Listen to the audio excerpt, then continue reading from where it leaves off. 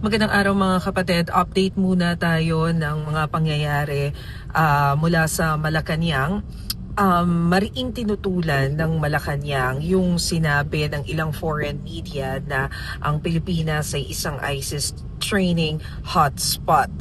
Umalma rito si Pangulong Bongbong Marcos ayon mismo kay Palace Press Officer Undersecretary Claire Castro.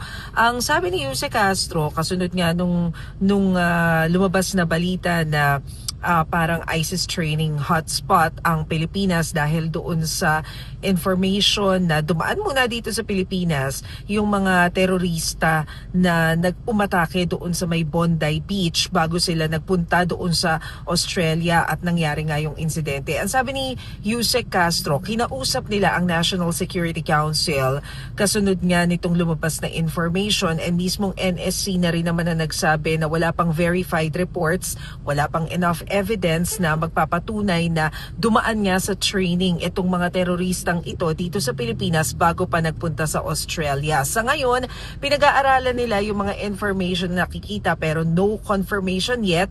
At simula daw nung mangyari yung Marawi Siege noong 2017, nakita naman daw talaga yung pagbuwag nitong mga ISIS-affiliated groups at mismo ang United Nations at ang US government din naman daw ang nakapagpatunay niyan. Ngayon, ang apela ng Malacanang doon sa mga foreign media na nagbabansag sa Pilipinas bilang ganon, sana naman daw ay maging maingat at maging responsable naman sa paglalabas ng ganitong klase ng pahayag dahil ang naapektuhan ay ang imahe ng Pilipinas.